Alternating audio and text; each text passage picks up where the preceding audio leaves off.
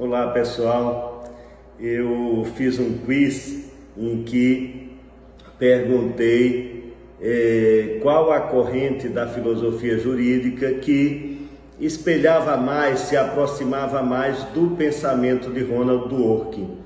E coloquei lá duas alternativas, o justnaturalismo e o pragmatismo jurídico. A resposta correta era o justnaturalismo e a maioria acertou, com cerca de 65% das respostas. Mas uma parte expressiva dos que votaram votou no pragmatismo jurídico. E alguns seguidores me mandaram mensagem pedindo que explicasse melhor, essa questão. Então eu resolvi fazer esse pequeno vídeo. E vou começar lembrando um caso judicial que Dworkin utiliza nas suas obras, que é o caso Elmer, um caso ocorrido no estado de Nova York nos fins do século XIX. Então, um neto mata o avô e depois se constata que esse avô havia testado em favor dele, deixado um testamento legando seus bens àquele neto que veio a assassiná-lo. No estado de Nova York não havia uma legislação explícita dizendo que nesse caso o neto não podia herdar. Não havia nada falando da invalidade de um testamento decorrente do comportamento do beneficiário, como nós temos entre nós o Instituto da Indignidade no direito civil. Então, um tribunal em Nova York foi chamado a deliberar sobre isso, se aquele neto tinha direito de herdar. E, finalmente, o tribunal decidiu que não, e resolveu aplicar um princípio geral do direito muito conhecido de que ninguém pode se beneficiar da sua própria torpeza, não é? Em latim também aparece nemo suam propriam turpitudinem allegare potest. Ninguém pode alegar sua própria torpeza. Um ato ilegítimo, ilegal, imoral, praticado não pode adiante gerar uma titularidade de direitos. E o tribunal assim decide e nega o direito à herança.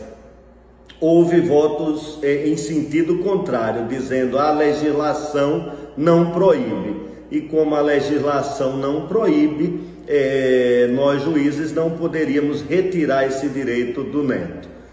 Então, Dworkin usa esse caso Elmer para ilustrar a sua tese principal na filosofia do direito, que é justamente a noção de direito como integridade, law as integrity, que justamente quer dizer o quê? O direito é composto, além das leis escritas e dos precedentes judiciais, o direito é composto também pelos princípios de moralidade política, Então Dworkin fala de princípios de moralidade política, quer dizer, não são princípios da moralidade individual, mas propriamente princípios morais, compreensões do que é certo, do que é errado, que estão arraigadas na sociedade.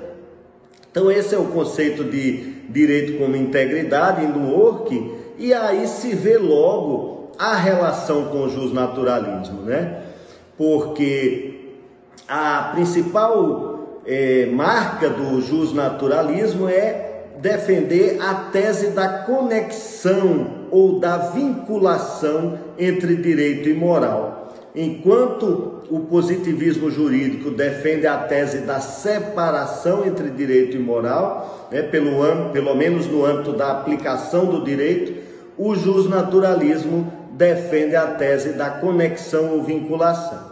Então, Dworkin, na hora que ele diz que os princípios morais integram o direito, ele de alguma maneira está aderindo a uma certa conexão entre o direito e a moral, Uma conexão importante.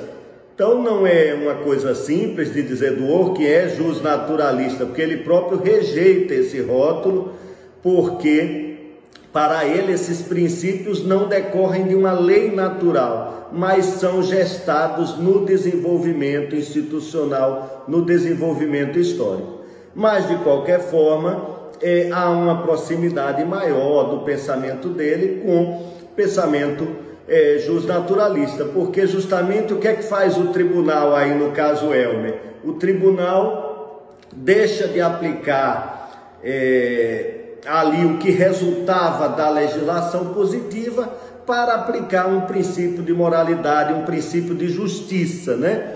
E o justnaturalismo também está disposto a colocar a justiça, as leis naturais relativas à justiça, ao que é certo, ao que é errado, leis morais acima do direito positivo em algumas situações. Quanto ao pragmatismo jurídico, Dworkin foi um adversário do pragmatismo. O pragmatismo jurídico tem alguma proximidade com o realismo jurídico, mas basicamente o pragmatismo, como entendido, por exemplo, por Richard Posner, era um juiz americano, se aposentou, é o quê? É o juiz poder estar autorizado a decidir de acordo com as consequências da decisão, sopesando as consequências sociais, econômicas, políticas da decisão. O juiz pragmatista não é um juiz que está preso ao passado, como diz Dworkin, não está preso à legislação escrita, ele se reporta para o acontecimento futuro do que a decisão vai causar e aceita até descumprir as leis escritas, digamos assim. O juiz pragmatista, do pragmatismo jurídico. E Dworkin é contra isso, porque Dworkin defende, e aí mais uma proximidade com o justnaturalismo, que as pessoas têm direitos morais contra o Estado, direitos até que precedem a legislação positiva. E na medida em que o juiz se autoriza a manejar as consequências da decisão, como juiz pragmatista, ele pode desrespeitar esses direitos. E é tudo o que Dworkin não quer, Então, são alguns esclarecimentos aí sobre o quiz, envolvendo esse autor tão relevante para a filosofia do direito. Obrigado.